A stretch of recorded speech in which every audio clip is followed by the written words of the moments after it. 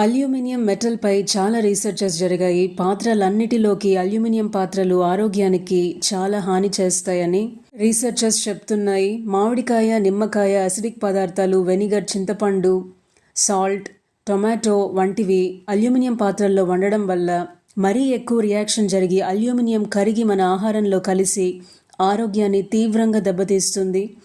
ఇలా ఆహారం ద్వారా అల్యూమినియం మన శరీరంలో రకరకాల ఆర్గాన్స్ అంటే హార్ట్, కిడ్నీ, లివర్లో అల్యూమినియం వెళ్ళి స్టోర్ అవుతుంది.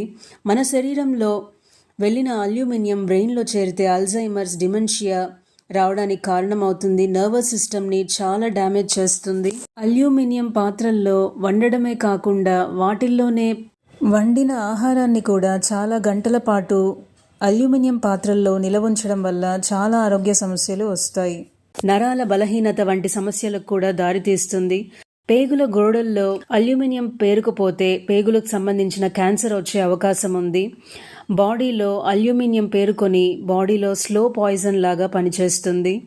అల్యూమినియం మెటల్ కిడ్నీలో చేరితే ఫిల్ట్రేషన్ తగ్గిపోతుంది. లివర్ డిజార్డర్స్, మైగ్రేన్ హెడేక్స్, నరాలు సంబంధించిన వ్యాధులు, ఇలాంటి దీర్ఘ రోగాలు వచ్చే అవకాశాలు చాలా ఎక్కువగా ఉన్నాయి.